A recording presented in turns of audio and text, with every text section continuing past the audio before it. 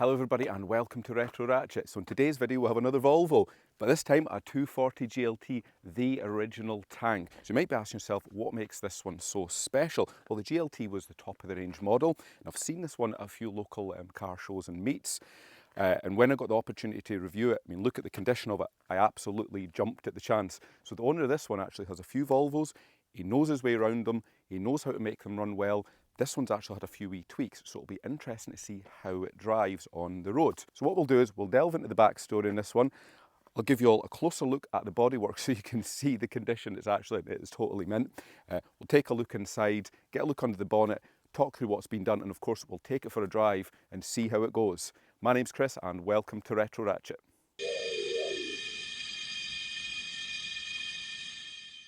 Right, so on a wee bit of a backstory about this one. So it's a 1988 built, registered in 1989. It was actually been off the road about 20 years and the current owner has had it for 3 years.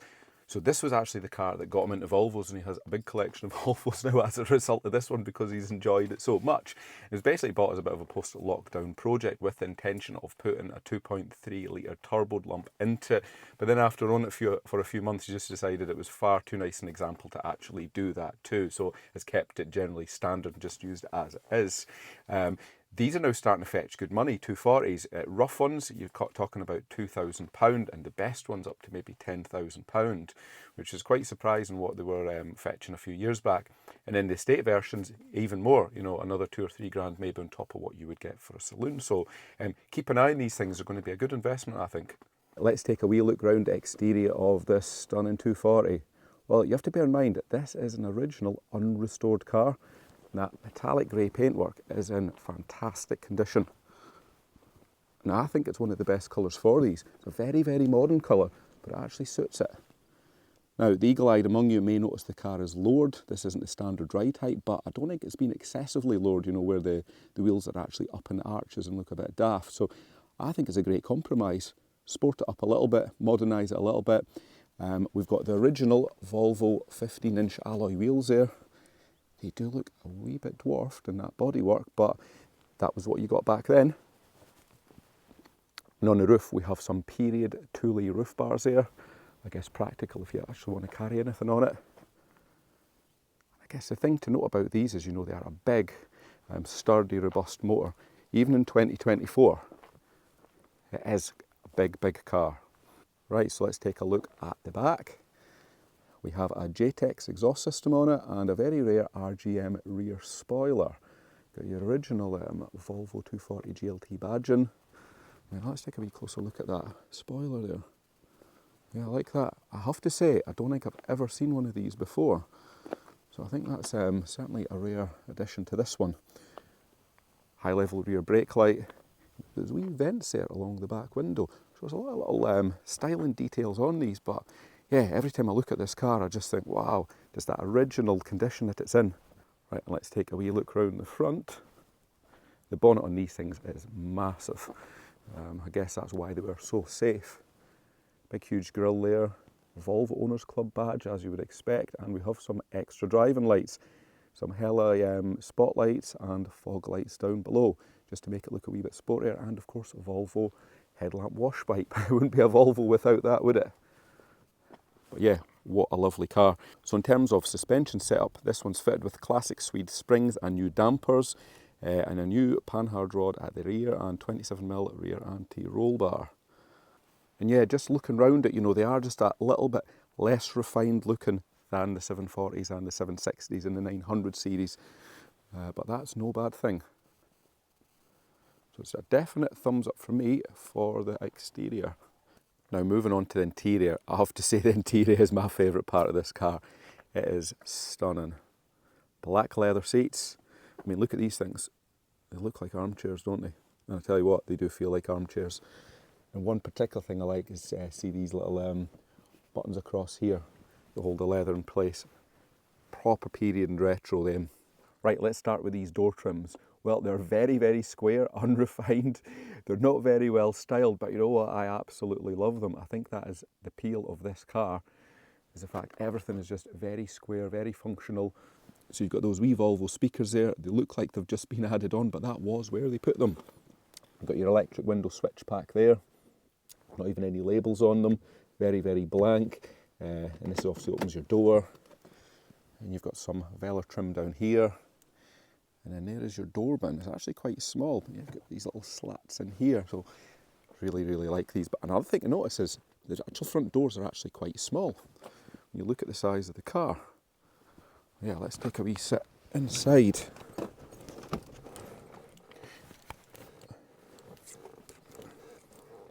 So the interior is totally standard apart from obviously this steering wheel. When I initially saw it, it wasn't really my cup of tea, but now I've driven it, I can see why it has been fitted. It works actually really well with this car.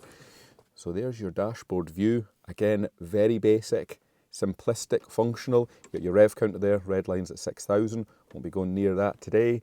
120 mile an hour speedo, and it's showing 132,000 miles on the clock. And then you have your engine temperature and fuel gauge over there. And that's obviously for your headlights and your rear fog lamp, and I assume that's probably an instrument dimmer. And then moving over to the centre, we have this very, very nice original Volvo radio cassette player. Now I have to say, I don't think I've ever seen this model before, with little LCD lights on them there. So that's really, really nice. I like that. Volvo clock, and we have oil pressure gauge. Like I was saying, nothing's been smoothed off, nothing's really been styled, it's just big square pieces of plastic. Heated rear window switch, obviously hazard lights and your seatbelt warning there, and then your heating controls down there along with your fan. I've never seen a fan controller like that. Again, you can hear it. Still clicks away there. Works really, really well.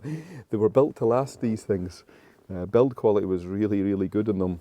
5-speed manual gearbox, collar lift up to reverse, and then hiding down here we have your heated seat switches and your electric mirror switches. Again, don't even have any markings on them. And a wee bit of storage in there. That's a wee look in the glove box. Tiny wee glove box. But yeah, what a nice place to be. Also got these big comfy headrests in here. Oh, and I've just noticed up there we have a sunroof as well. So that is pretty handy. And moving into the rear, pretty much the same. A really high level of build quality in here. Check these seats out. Original rubber Volvo floor mats.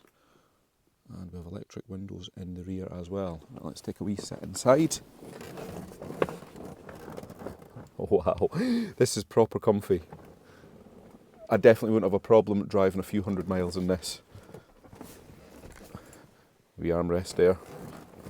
Like I said earlier, proper armchairs. And a wee light there to tell you if you haven't put your seatbelt on, because safety comes first.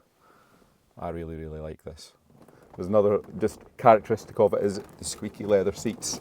They all add to the character.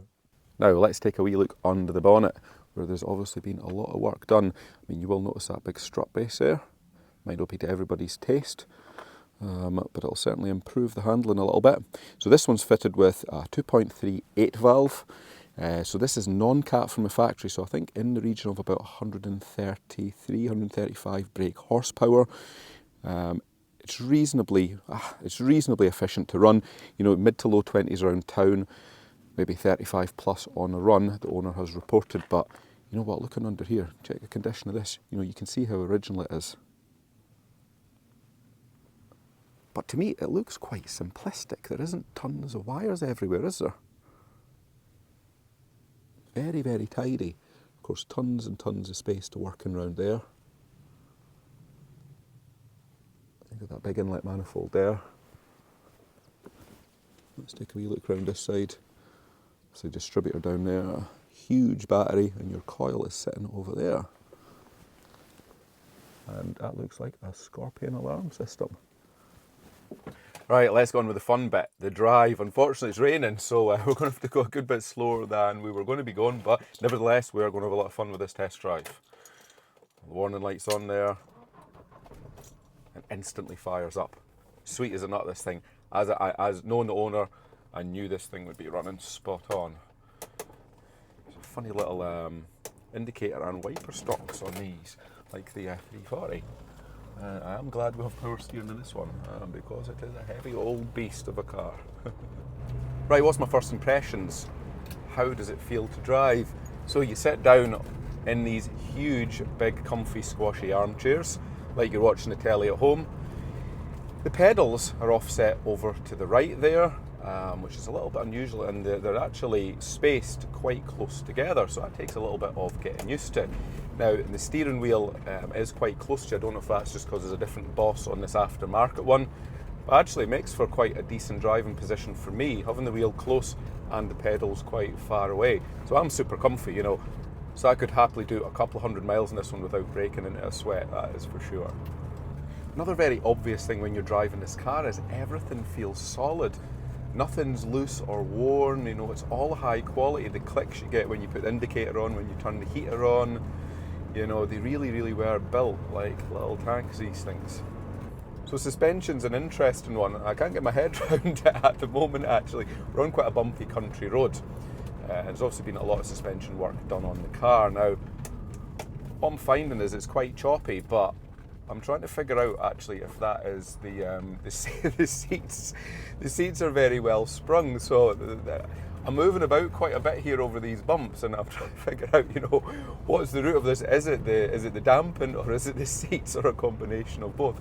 You know, the dampers were replaced with brand new items, so I mean it probably is the seats. Makes for a very, very comfy ride, but a wee bit bouncy on a road like this. You know, another thing, you know, you are aware you are driving a tank. You look down that big bonnet there, you know, squared off, you can see where the nose is. It's a very, very wide car. But other than the squeaky seats, the squeaky leather, you know, there's no rattles or clunks off the suspension, anything like that. It drives spot on. You know, it's really testament to the recommissioning work that the owner has done on this car. It's a real pleasure to drive something this age with 132,000 miles on the clock that's so well screwed together and has been recommissioned to such a good standard. Brakes are spot on this one as well. They bite right near the top, so I've plenty of confidence in them, and they do bring the car to a halt pretty quickly considering its weight, so that is good. So steering, yeah, I commented on this steering wheel earlier. It's obviously an aftermarket one fitted. I just think it works really well. Steering, I feel, is very, very well weighted. It's not too heavy, it's not too light. I was expecting to be a bit of a struggle. It's not over-assisted, which is another pet hate of mine. So I don't know, yeah, I think this aftermarket smaller wheel does definitely work in its favour. Right, let's take a look at the gearbox on this one. So 5-speed manual. There appears to be little to no wear in this gear mechanism, which is really, really strange. All the other Volvos I've driven, you know, there's quite a lot of play in them, the long throw, probably the least pleasant experience of driving one of these old tanks, but this one is absolutely spot on. I kid you not. So yeah, that is really, really strange. So I'm enjoying the gearbox on it. Now, in terms of engine, so it's a 2.3 naturally aspirated 8-valve unit. I did think when I first got the car, would it be slow? Would it struggle with something this weight? But I found it's actually very, very torquey. 2,000 to 3,000 revs is where it's all at with this one. And in every gear, it pulls clean, no misfires, anything like that. So it's deceiving. I'm actually pleasantly surprised. I mean, it's obviously not fast or quick, but in the context of what it is, you know, it's torquey. You don't need to be revving the nuts off it all the time to get it to move along. So yeah, I think it's actually a nice little combination. You know, this gearbox, the 2.3 NA, obviously we'd all love to have a turbo one. Would be interesting, but you know, as an everyday modern retro car, can't really go wrong with one of these. I think it'd be very, very easy to live with. So I mean, here we're at 45 mile an hour, 4th gear, 2,000 revs, and you floor it, instantly we're off. And then that's you at 60. And then 60 mile an hour is geared pretty well. We're just over 2,000 revs as well. So imagine by the time we get to 70, you know, it'll be reasonably relaxed on the motorway. Yeah, you just wouldn't think this is 132,000 miles on the clock, this one. But yet very responsive. Like, you put your foot down on 5th, it wants to go. Okay, let's have a wee look, see what the acceleration's like in the wet. So we'll not be going too hard.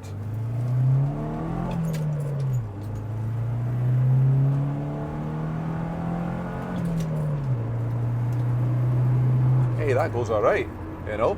For a 2.3 with no turbo, I'm pretty impressed with that, considering it is pulling about 5 tonne along behind it. Interesting.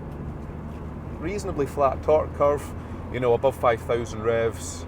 The owner did note things do tail off a bit, you know, so there's no point in extending the revs up that way. But yeah, I'm really impressed with this car. So you see, when you open it up a bit, give it a few more revs, that JTEX exhaust system does come to life. So that's interesting. Yeah, above 3,000 there. And just at normal throttle openings, it's not droney at all. But yeah, you do get a wee bit of a nice note from it. Here we go.